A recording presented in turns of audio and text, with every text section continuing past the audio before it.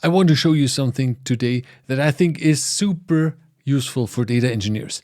We're going to build an AI agent that can answer questions about your pipeline failures in plain English. Like, why does this job keep failing on Mondays? Or are there any data quality issues hiding in my successful runs? The interesting part is not the AI agent itself here, it's the architecture. Because normally, to build something like this, you need 3 separate systems, 3 connections, 3 things that can break. We're going to do all of that in one here. One database, one connection, one query language, runs locally on your laptop or computer for free. A quick note before we start.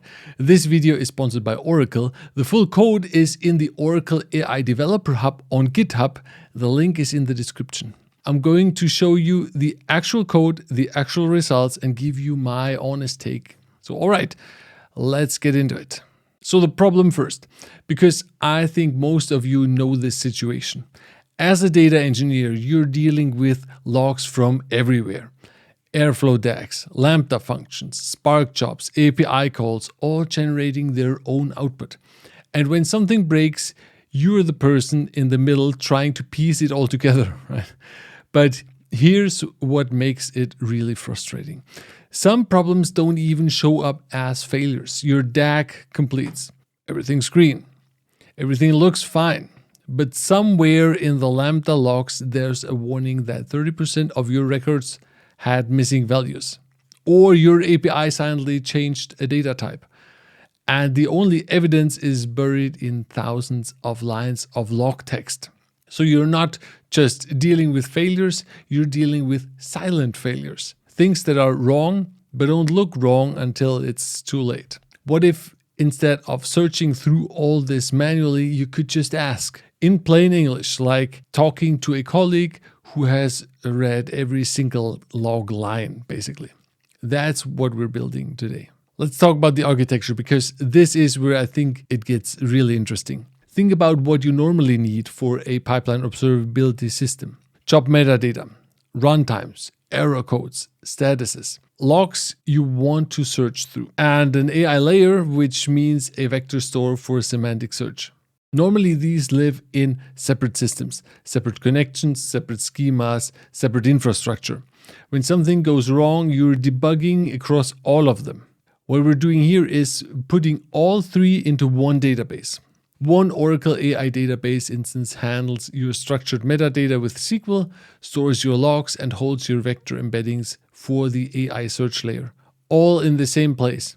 And on top of that sits the AI agent. You ask a question, the agent decides SQL query, vector search over logs, or both. And it gets you the answer in a single database query if needed here. SQL filter and vector search at the same time. One query, one result. No syncing, no jumping between systems. That is the whole architecture. So let's build it. Let's get this running. You need Docker Desktop. In the notebook is the content for a Docker Compose YAML file that defines everything. So go into that project folder, create it, and run a Docker Compose up. That starts Jupyter and Oracle 26 AI and wires them together. So wait until Oracle shows as healthy before you open the notebook. Check that with Docker PS. Don't skip that or the connection will fail. Then localhost 8888 is the port. The notebook is right there. You also need Ollama running separately installed on your machine. 2 models you need, Qwen 2.5, that's the reasoning model, basically the brain, and Nomic Embed Text, that's the dedicated embedding model. Its only job is to convert log messages into vectors for semantic search. Don't use a chat model for embeddings. The search results will be noticeably worse. This one is only 274 megabytes, so it's not a big ask. We have one config cell at the top of the notebook, your LM, your embedding model, your Oracle connection. Do you want to swap Ollama for OpenAI? Basically 3 variables. Everything else stays identical. So the stack is running. Let's look at the data. Let's connect to the database. First, you run the pip installs and then the import cells then connect to Oracle. A quick word on Oracle's AI database 26AI, since they're sponsoring this. It's Oracle's latest release built for AI workloads, native vector storage and vector search, basically right inside the database engine. No plugins, no extensions needed. And the vector column type sits alongside a varchar or a number, and you query it with standard SQL using vector_distance. That's exactly what we're doing here. We're using a free tier as a Docker container, so the full engine, not a cut-down version. Now the data. Our scenario is a fictional New York City taxi data warehouse. And we have 5 pipelines with roughly 1,400 jobs run across 90 days, around 4,400 log lines. The overall failure rate is about 7.4. It could also be roughly 8.4 in your case, which is realistic for a production warehouse. And the failures are not random. I designed 3 types. First, a classic structured failure. Error codes, timeouts, retries, things SQL can find easily. Second, silent failures. Schema drift where the job completed fine, but a column quietly changed data type. Data quality warnings buried in successful runs. Silent deduplication. These have no error code. They only exist in the log text. SQL will never find them, basically. And that's exactly the problem the vector search solves. We load everything into Oracle in 2 steps. First, the structured job records and log lines into pipeline jobs and pipeline logs. And then we generate the embeddings and store these in a separate table, pipeline_log vectors. So 1,400 rows in the pipeline jobs, 4,400 rows in the pipeline logs. Queryable right now with plain SQL. Now Nomic embed text takes every one of those 4,400 log messages, converts each one into a list of floating point numbers and stores that in Oracle. This cell can take up to a few minutes depending on your system, so don't panic, this will work. And here's what that looks like. The original log message next to its embedding. The key thing is that log messages that mean similar things will have similar vectors. So when you ask, find me anything related to schema changes, we convert that question into a vector too. And Oracle finds the log message closest to it. That's how we catch the silent failures. Now let's build the agent. We're using a LangGraph ReAct agent. Reasoning and acting. It reads your question, picks a tool, calls it, reads the result, and decides if it has enough or needs another tool, and loops until it's confident it's enough. I created 3 tools here. Tool 1 is the SQL tool. Read only, select queries against the pipeline_jobs table. Failure counts, durations, error codes, date ranges. Basically, strictly read only anything other than select gets rejected immediately. Tool 2 is the log search tool. This is a semantic similarity search over pipeline log vectors. Natural language in vector search over the 4,400 log messages results joined back to the pipeline jobs with the full context. This is the tool that finds your silent failures. And then we have tool 3, the hybrid tool. And this is the most interesting one, I think. Look at this SQL. A where clause is filtering by DAG name. That's your structured filter. And in the order by vector_distance, that's your semantic ranking. Both in the same SQL statement. One round trip to Oracle, basically. No application code joining 2 systems. So I think that is pretty cool, right? We also have memory.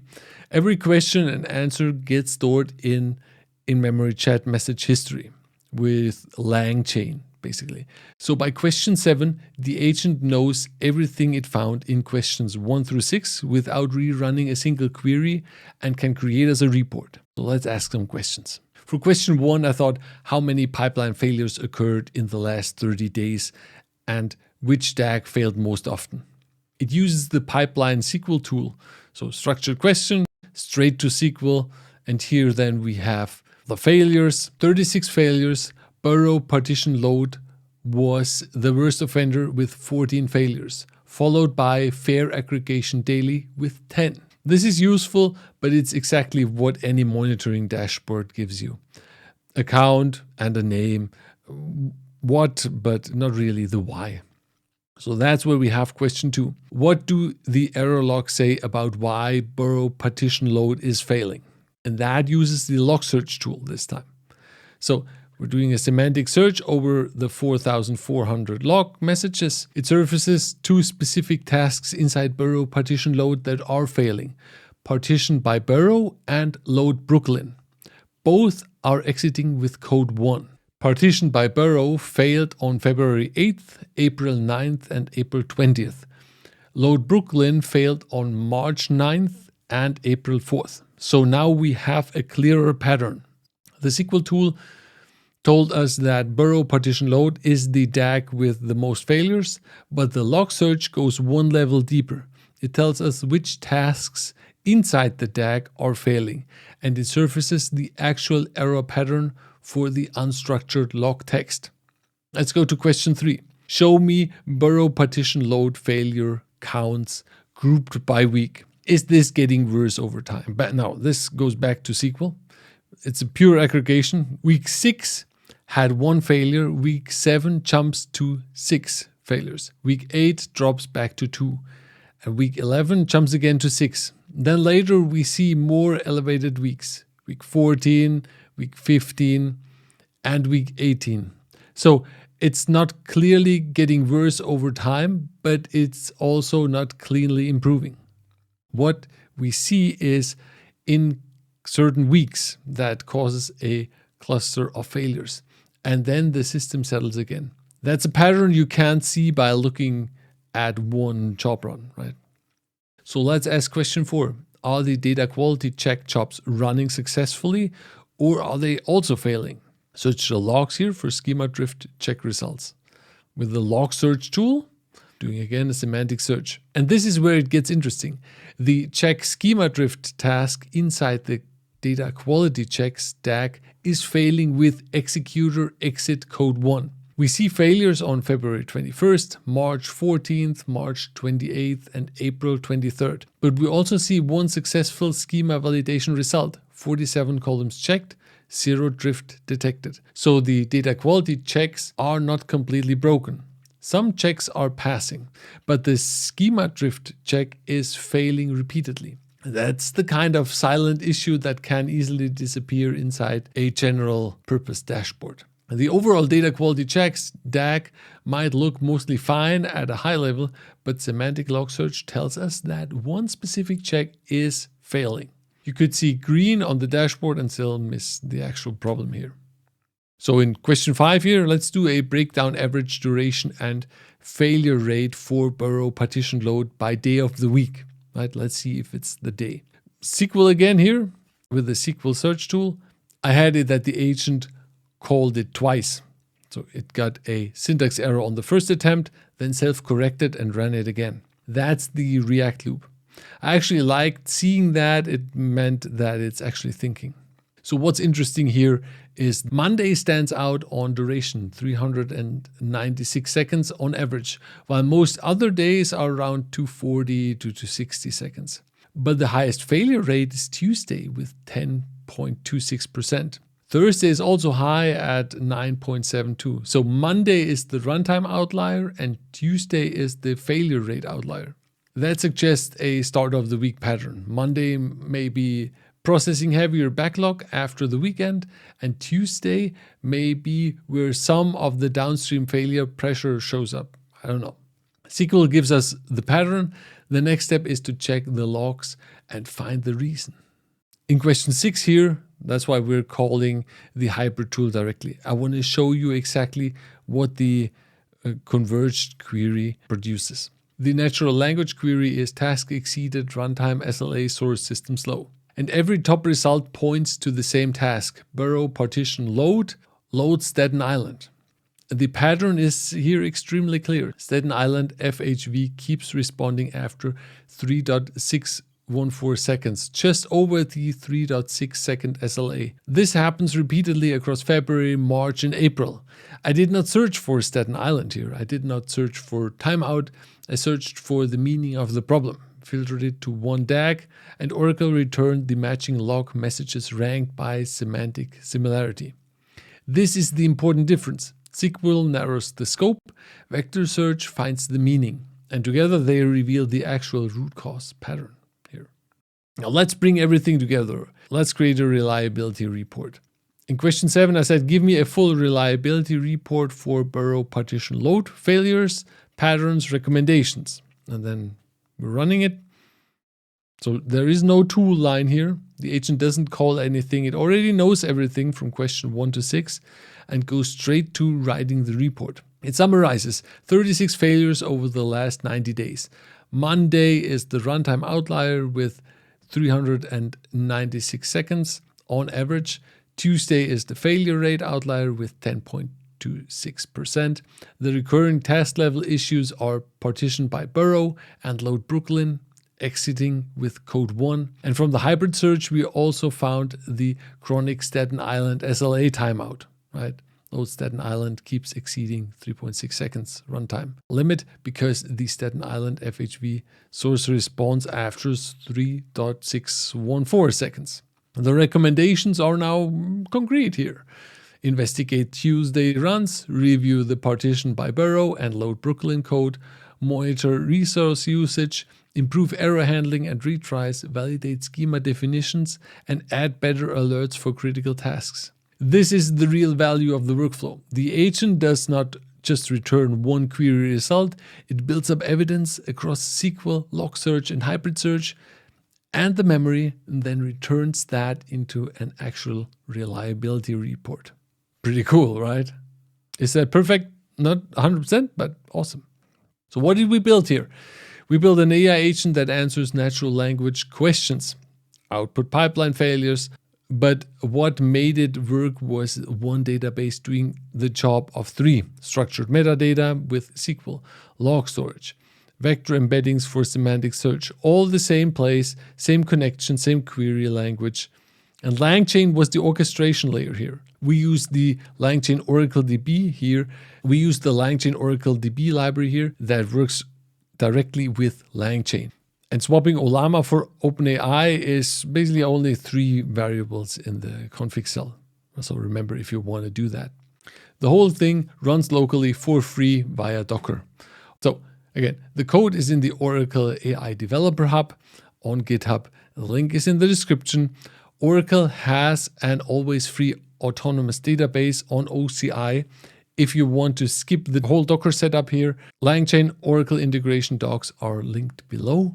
Oracle sponsored this and asked me to build something real. All the code is public and the infrastructure is free. Nothing I showed you requires paying for anything. So I hope you had fun. If you found this useful, hit the like button and subscribe and write me a comment. See you next time.